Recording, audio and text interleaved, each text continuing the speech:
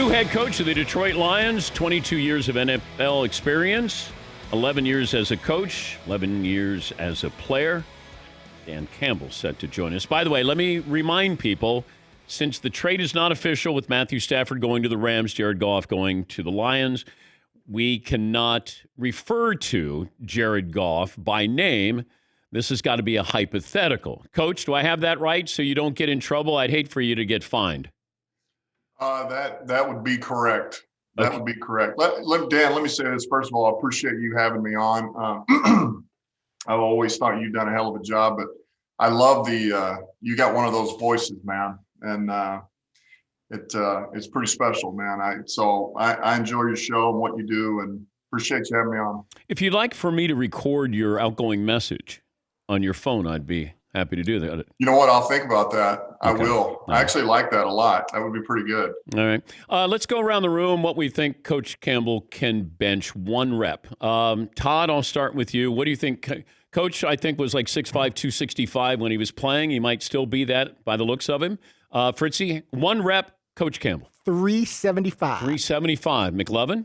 405. 405. Seton O'Connor. I'm going to go 350. All right. Paulie?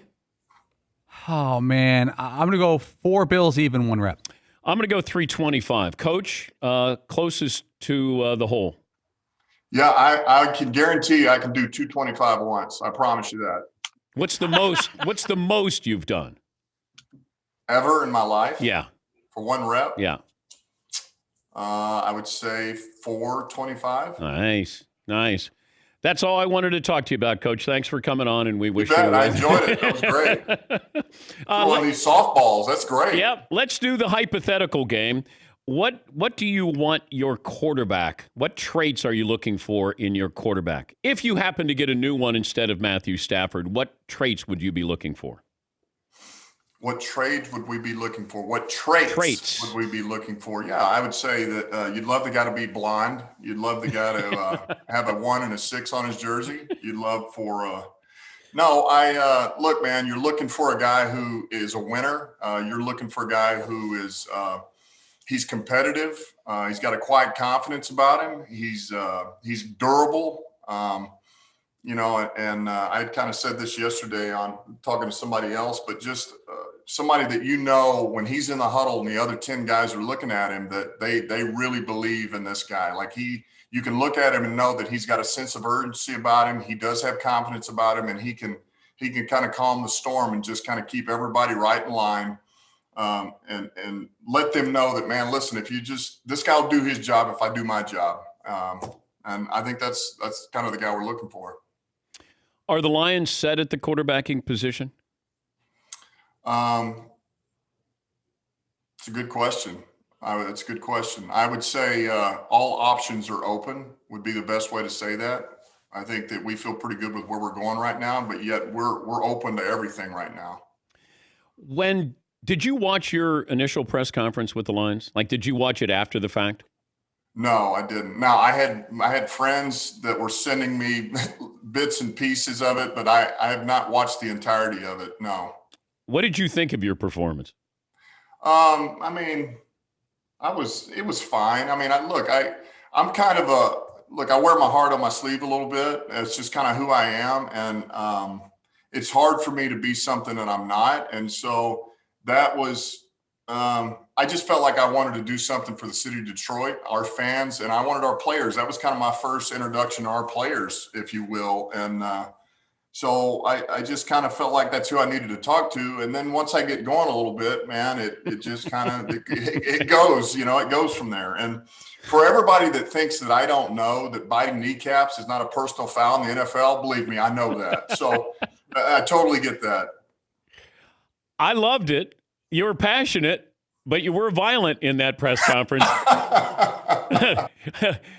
Did you hear from Mom did you hear from anybody sort of outside that football bubble that went, man, who are you? No, I would say because the people that I heard from are all people that know me, okay, and they know exactly who I am. So to them, I think it was right in line with what they knew I was. And that's just kind of me. And that's kind of how I talk, and look, can't take everything literally, but yet I just want there to be this. I do want us to have a toughness about us. The league now is changed in such a way for the better, but also maybe not always for the better. And yet there's still this element of, man, you got to be tough. You got to be a tough player. It's a tough man's game. And, you get bumps and bruises. You don't always feel good. And so to me, it's, one of the edges that I think you can still have is, even in today's game, is how do you teach your players to overcome adversity, but then to understand that, listen, man, your days of being 100%, you feel 100%, those are gone. When you walk in the door, you're 100% as a rookie. And after that, you're done. So this whole thought of, man, I got to feel perfect. No, you forget about it, man. Not if you want to be able to produce and to have a nice long career in this league. It just doesn't exist. The guys who can say, you know what, I can beat your ass at 85% of what I really am. Those are the guys you're looking for. But look, as fans, we want physicality, but the NFL doesn't want more physicality. How do you, knowing who you are, how do you teach what you want to teach, but understand under the guidelines of the NFL, Coach? Yeah, sure. And that's the key, isn't it? I mean, that is the key. That's kind of to the point I'm making, is like, how do we get this advantage back of this aggressive, tough team, knowing where the league has gone and the standards that have been set? And there again, I don't have a problem with the standards, man. I get it. Like, look, there's ways to be aggressive and knock the crap out of somebody without it leading with your head. Man, there's different ways to do this thing. There's so much information that's come out and so much more that we know about the game than even when I played. And so we're not going to be out there and be a bunch of renegades that are going to be, spearing people and we're getting kicked out of the game. That's not what we're going to be about. But I want us to have some type of edge here of toughness. And it doesn't just mean this physical toughness. I'm talking about mental toughness, man, to where these guys understand that adversity is just a word. That's all it is. And the minute you choose that that's all it is a word, man, you get through it so much faster. You go over it, you go under it, you go through it, but you get out on the other side unscathed. I can't imagine your first pep talk with that first game. Like, you're going to be out of your skin. Right? Like, are you going to be breaking stuff and banging stuff? And no, well, look, it depends on what's around. But no, have you done that before? Do you break stuff? No, I'm not. No, I'm not a break guy. I broke one thing before, but I don't break things all the time. That's not who I am. I don't run around hitting stuff and bringing baseball bats, and that's not me. I'm a passionate guy. That's all. And I feel like I owe it to people. I owe it to my players. I owe it to my coaches. I owe it to anybody that's around me for them to know exactly who I am. And I feel like the only way to do that is, for the most part, you speak from your heart. And look, I'm going to state the obvious. It gets me in trouble sometimes. It just does. But I'm sorry. It's hard for me to act like something that I'm not, or say something that's written down on a piece of paper all the time. That's just hard for me to do. And, I'd rather just speak what's on my mind. You think you could take Vrabel in the octagon?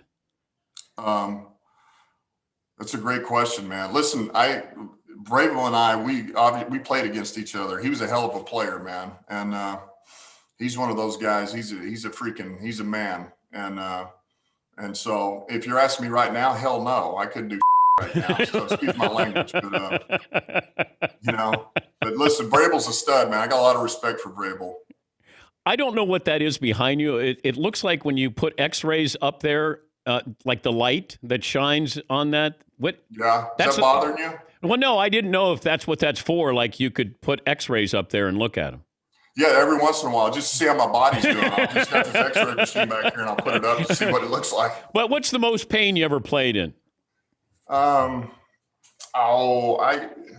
Geez, man, I don't know.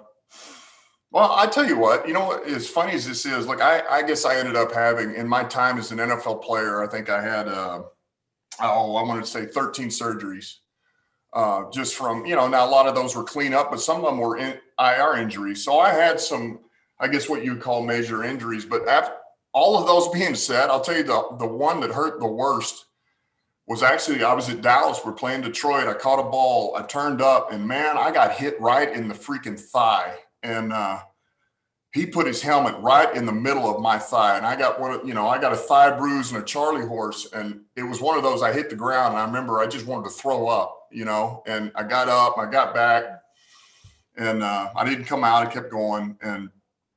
And luckily we were winning pretty good. And so about, call it, 8 minutes later, they pulled the starters out of the game. But my gosh, that thing, it hurt. I thought every time I was going to run after that, I was going to throw up because it hurt. That was one of the worst ones, as crazy as that is. And that's really not a big injury at all. That's nothing. But man, it was painful. And as a matter of fact, you would be shocked how bad I got messed with that. So I had the normal thigh pads, right? But after I got the Charlie horse, I'm not kidding you. This thing was like, my thigh pad looked like this. That big? Like it was huge. So I started wearing these ginormous thigh pads and my teammates would just mess with me all the time. Like, look at Campbell's thigh pads. Oh my God, man. And they look like notebooks.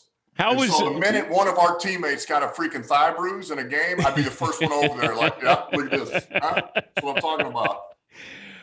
How was Parcells to you? Parcells was great, man. I got the utmost respect for Parcells. I love Parcells to death, and here's why: because I always respected him, And I can tell you right now, there was plenty of times where I just had it with him, and you want to let him have it because you can't stand the guy anymore. But man, he told you exactly where you stood, and he was a master motivator. He knew exactly how to push your buttons and get the most out of it, but he also was 100% fair with you. He told you what was going on. If you wanted to know where you stood, go right to his office, and he'll tell you exactly where you stand. Now, you better be ready because he's about to tell you the truth. You may hear something you don't want to hear, but he was great. And for as hard as Bill was, and he was a hard coach, man, but yet, God, he had a great personality, and he just knew how to communicate to everybody of all walks of life. And he had a sense of humor. He did. I enjoyed my time with Bill, and I learned a lot of lessons under him. How many touchdown receptions do you have? 11? Does that sound right? Somewhere in there. I think just a tick over 10, I think, in my career. Best one. Your most memorable one. Yeah, I know that one because that was 2005. I was at Dallas. We were playing Kansas City, and I've kind of told this story before. This was, everybody who knows Bill, it was, you basically allow your opponent to beat themselves. You don't beat yourself. You don't turn the ball over. You find a way to run the ball. You get an efficient third downs because you're able to do some things on first, second down. You get in these fourth downs, you punt it, you pin them, play good defense, all those. And I remember he came in that week. This is when they had the number one offense in the league. They had Priest Holmes and those guys. And he said, listen, we're taking the cuffs off. He actually walked in. The first thing he said was defense. We had a real good defense too, by the way. He said, defense, you got your hands full. And he said, offense, you guys are going to have to score 35 to win this game. I mean, and that was so uncharacteristic of something that Bill would tell us. But long story short, we got in a shootout and we were aggressive. Bill took the cuffs off, and Sean called a hell of a game. Sean Payton called a hell of a game. And, and I can't tell you the exact score, but it was in the 30s. And basically ended the game. And, for the win, we did a little pop pass, and it was on the goal line. And I just blocked the defensive end, slipped out, and, Bledsoe put it on me, and we won the game, But it was kind of one of those you remember. It was just kind of special. Because everything worked to a T as to what coach said it would. And, and look, it was so easy for me. I mean, look, I rarely did I go out on routes. And so I'm always blocking. So all I got to do is just block one more time or act like I am and then slip out. Nobody's going to cover you. So it was the easiest thing ever, but it was pretty good. Did you come up with the camo design for the Detroit Lions? No, actually, this is what they had last year. Everything was what it was. So this and is your last year's shirt, hat. the shirt, same way, the camo. Same shirt? way. Yeah.